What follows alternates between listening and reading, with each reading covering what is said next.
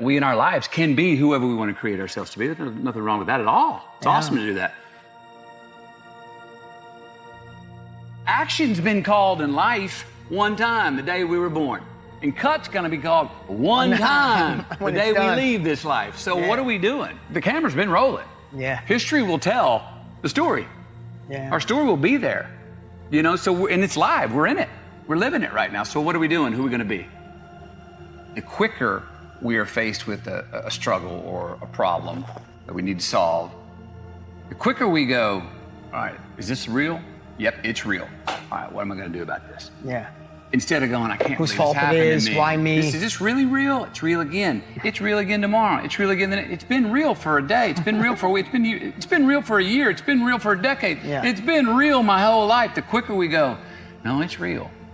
Now, let's get on with keeping our eyes open for solutions. How can I out-hustle this situation?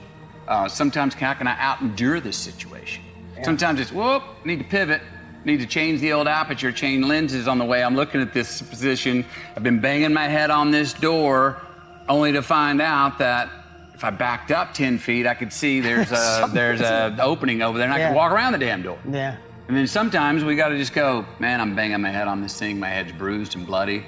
And I've looked all around it from every angle. I don't see a solution. I raise the white flag. I'll fight another battle, man. You got that one. I'm going to spend some more time on some other problem. And I don't know what success is, but I know what failure is. It's trying to please everybody. Yes. Let's just look at that as a mean of life.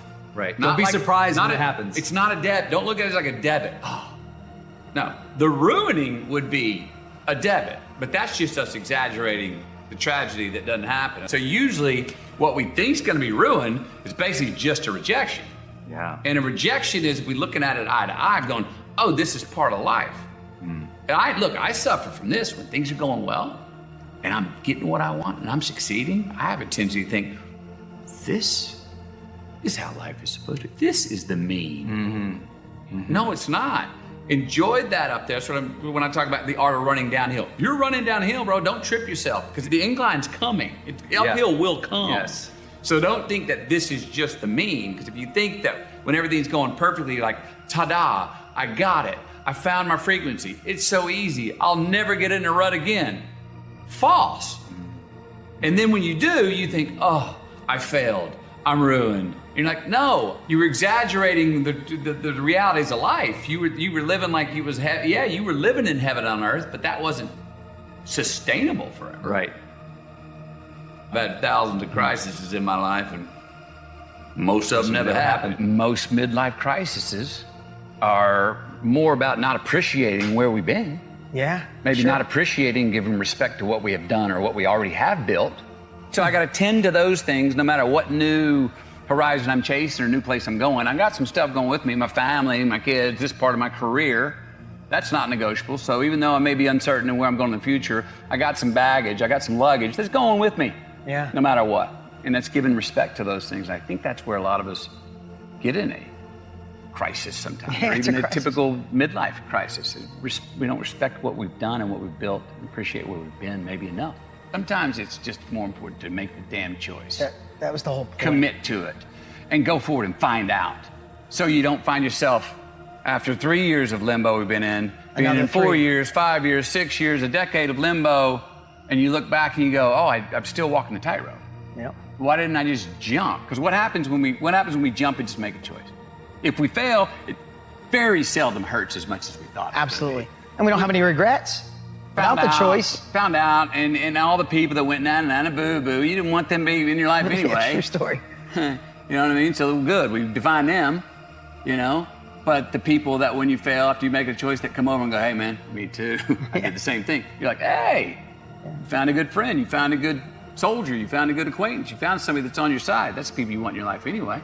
We all want to figure out who we are. Hey, everyone's their own creation. Just create it. We all want to know what that is. The affirmative. Way to go forward. How to play offense. But I found that's hard, man. That's hard. What's much easier? And I think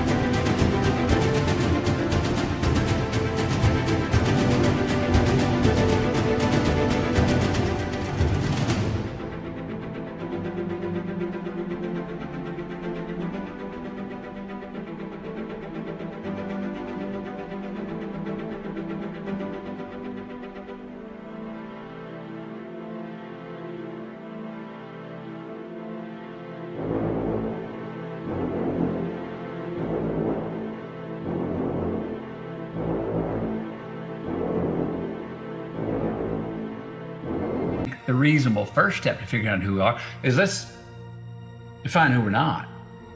Let's pick out those people, places, things we do, habits we have that don't pay us back, that don't feed us tomorrow, that don't give us green lights in the future.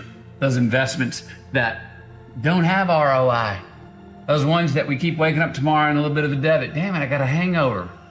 I had the same amount of drinks at that bar as I have somewhere else, but I got a worse hangover. Well, maybe it was the conversation people we were hanging out with. Eliminate those, and by process of elimination, sheer mathematics, you end up with more room for the things that do feed you.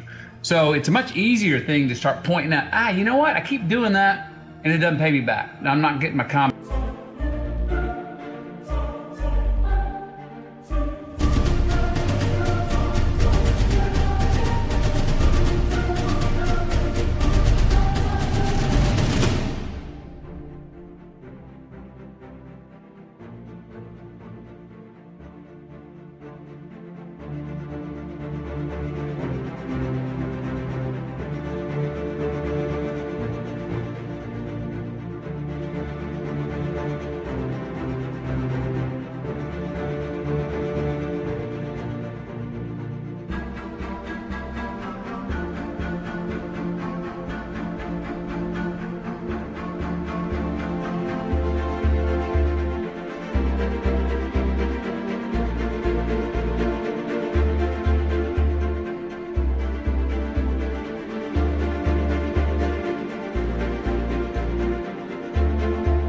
Compounding asset on that decision or those people, places, and things. Eliminate those, and by sheer mathematics, we end up with more of what does feed us and pay us back, who we are. Investments that we make, choices we make. I noticed in writing the book that a lot of successes I had were engineered by habits and choices I made that had consistency. That's what I call a science.